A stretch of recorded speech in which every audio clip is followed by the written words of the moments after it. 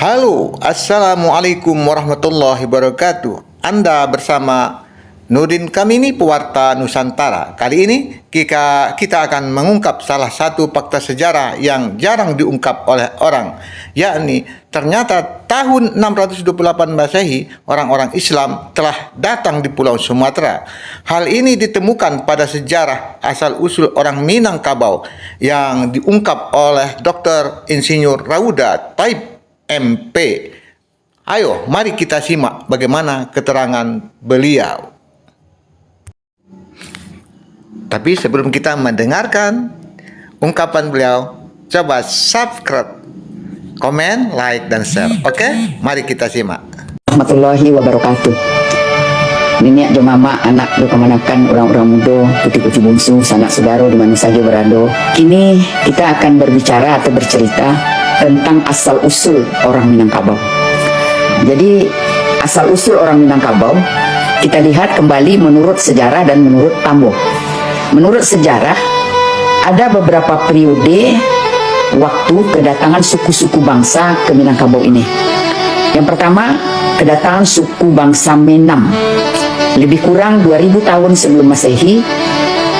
Zaman prasejarah, bangsa Austronesia yaitu suku Menam dari selatan Cina, mereka datang secara berombong-rombongan membawa budaya menhir, kemudian bentuk atap rumah yang melengkung.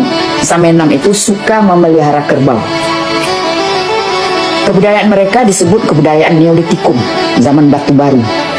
Ahli-ahli purbakala atau arkeolog menjelaskan bahwa batu-batu tegak atau menhir yang ada di negeri Balubuih, Kabupaten 50 Kota, Mahe, dan negeri Singkara semuanya sudah berusia 2000 tahun sebelum Masehi. Dari penemuan-penemuan itulah para ahli membuat analisa tentang bagaimana kehidupan masyarakat waktu itu. Yang kedua, kedatangan bangsa Vietnam. Lebih kurang 1200 sebelum Masehi, agama dan adatnya itu salah satu meratak atau meratok. Meratok ini dilakukan untuk melepas mayat yang akan dikuburkan. Jadi waktu itu orang meratap ini makin banyak orang meratap, makin banyak yang diucapkan dalam ratap itu, maka mayat itu akan mendapatkan tempat yang baik. Nah, jadi meratap ini diupahkan kepada orang lain untuk meratap, dan itu beberapa hari. Itu kebudayaan mereka. Kemudian yang ketiga, bangsa Sabak ke Minangkabau ini merupakan pedagang sejak tahun 960 sebelum Masehi melalui dua jalur. Jalur pertama itu jalur laut atau Tarigal Bahri dari Palestina melalui Mekah, Yaman, Lautan Hindia. Nah, di sini terbagi dua, ke Kanton dan ke bagian tengah Sumatera atau ke Minangkabau. Kemudian jalur Sutra atau Tarigal Harir dari Palestina melalui Parsi, Afghanistan, Oksiana, Namlu, dan Singkiang. Itu dua jalur. Jadi yang jalur laut itulah yang sampai ke Minangkabau. Kemudian yang keempat, kedatangan rombongan dari Cina Selatan atau Yunan lebih kurang 500 tahun sebelum Masehi membawa kebudayaan Dongsong atau kebudayaan perungu. Ketiga suku bangsa tersebut, suku Menam, Vietnam, dan Yunan bercampur dan menetap di daerah Sumatera bagian tengah, terus berkembang sampai ke pantai timur. Menurut beberapa ahli, dari percampuran tiga suku itulah kemudian menjadi asal-usul nenek moyang orang Minangkabau. Kemudian datang lagi kedatangan dinasti Ptolemy.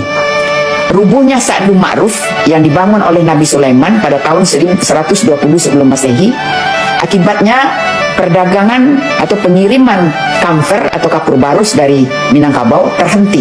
Begitu juga lada dan rempah-rempah lainnya terhenti ke Arab dan ke Mesir.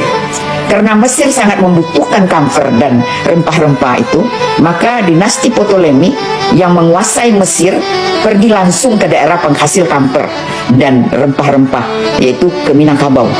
Dalam hal ini ada ditulis dalam disertasi PH Brands.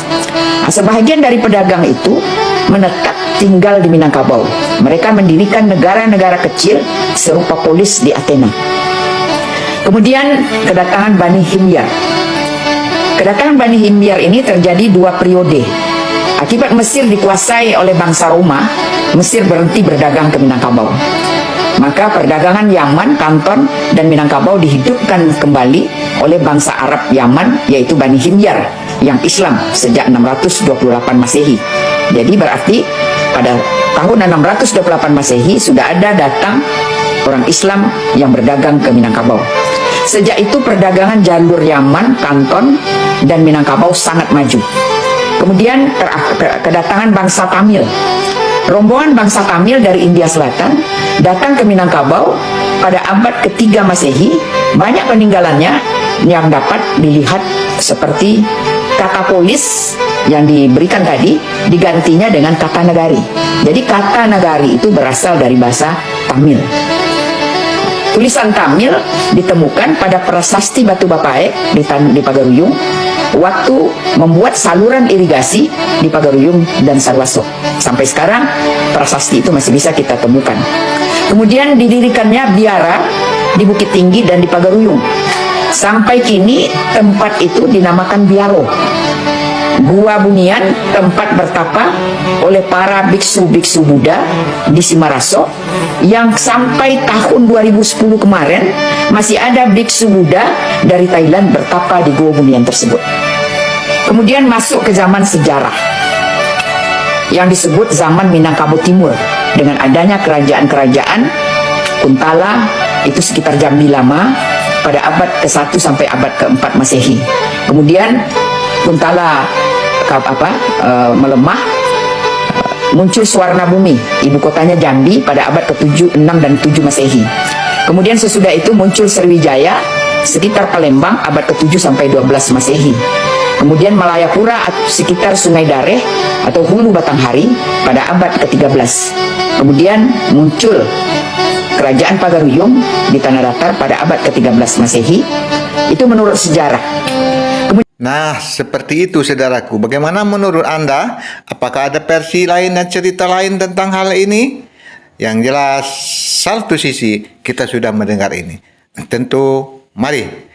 Ini merupakan hasanah kekayaan Nusantara untuk kebanggaan kita. Oke, terima kasih. Ikuti terus, dapatkan info terkini dari channel Nurdin Kamini. Assalamualaikum warahmatullahi wabarakatuh. Salam super untuk Anda.